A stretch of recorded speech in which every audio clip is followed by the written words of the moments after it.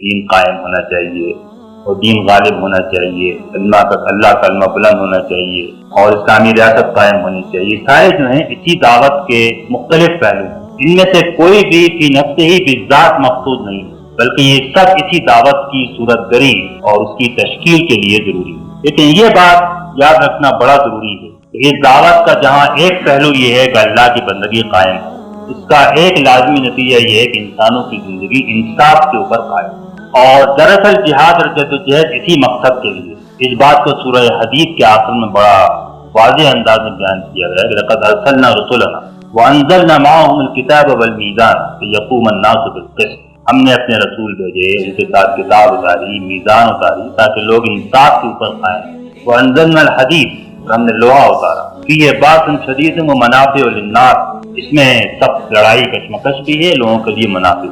وَلِيَعْلَمَ اللَّهُ مَن يَنصُرُهُ وَرُسُلُهُ بِالْغَيْبِ، تاکہ اللہ جانے کہ اس قوت کو کون استعمال کرتا ہے اللہ اور اس کے رسول کی مدد کے لیے، تاکہ انسان انصاف کے اوپر قائم. یہ بات بڑی اہم ہے جس کا نظروں سے کبھی محض ہونا نہیں چاہیے. پھر اس سب کو سمیٹ کر پھر جو بیان کیا گیا قرآن میں، اس کو شہادت حق سے لفظ سے بیان کیا گیا ہے لِتَكُونُوا شُهَدَاءَ عَلَى النَّاسِ. یہی اس امت کی تشکیل کا مقصد ہے. اس لیے کہ آدمی کسی بات میں کامیاب ہو یا نہ ہو، لیکن جو کچھ بھی وسائل و ذرائع اس کو میسر ہیں، جو وقت میسر ہے، جتنا کچھ وہ کر سکتا ہے، اس سے کم وہ اللہ کے دین کی گواہی کا کام پورا کرے. اب آپ یہ کہیں گے شاید کہ اگر یہ سارے الفاظ قرآن مجید کی لغت کے اندر موجود ہیں تو پھر اس بات کی کیا ضرورت تھی کہ ہم ایک نیا لفظ تحریک کا وضع کریں اور اس کو استعمال کریں، جس پر کہ لوگ اعتراض بھی کرتے ہیں.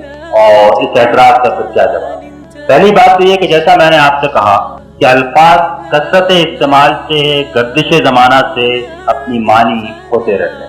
ایمان اور اسلام اور جہاد کے وہ الفاظ جو ایک وقت بڑی انقلابی دعوت کے مظہر تھے، وہ بالآخر اپنی انقلابیت سے دستبردار ہوئے. جب قرآن کہتا ہے کہ للہ ما فی السماوات و ما فی الارض، یہ جہاں ایک زبردست روحانی دعوت ہے کہ آدمی پورا کا پورا اللہ کا ہو جائے، وہیں اس کا انقلابی اور سیاسی پہلو بھی ہے. کوئی چیز کسی دوسرے کی نہیں ہے بلکہ ہر چیز اللہ کی. نئے لفظ کا استعمال مسلمانوں نے ہمیشہ کیا ہے، اور جب بھی ان کو ضرورت پڑی ہے اپنے معنی اور مفہوم کو سمجھانے کے لیے تو مسلمانوں نے اس میں کوئی ہچکچاہٹ محسوس نہیں کی کہ وہ اپنے مخاطبین کے فہم اور ان کی لغت کے لحاظ سے نئے الفاظ استعمال کریں. بلکہ اللہ تعالیٰ نے تو یہاں تک فرمایا ہے کہ ہم نے ہر نبی کو اس کی قوم کی زبان میں بھیجا تاکہ وہ اللہ کے پیغام کو واضح کر سکے. وَمَا أَرْسَلْنَا مِن رَّسُولٍ إِلَّا بِلِسَانِ قَوْمِهِ لِيُبَيِّنَ لَهُمْ. تو ہم جس قوم سے، جس معاشرے سے، جس زمانے میں اور عصر میں بات کریں گے، اس کی زبان ہی میں اس سے بات سمجھائی جا سکتی ہے، کہی جا سکتی ہے. مسلمان ایران گئے، وہاں پر اللہ کے ساتھ ساتھ خدا کا لفظ استعمال ہوتا تھا.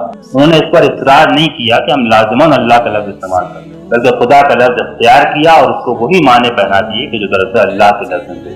صلاۃ کے ساتھ نماز کا لفظ ایران میں مستعمل تھا، انہوں نے نماز کا لفظ اختیار کر لیا اور اس کے وہی معنی پہنا دیے. جب ضرورت پڑی تو شریعت کا لفظ، تصوف کا لفظ، ارتقاء کا لفظ، سارے الفاظ قرآن و سنت کے اندر موجود نہیں ہیں، لیکن ان کو ہم نے اصطلاحات کو وضع کیا تاکہ ہماری بات پھیل سکے اور معروف ہو.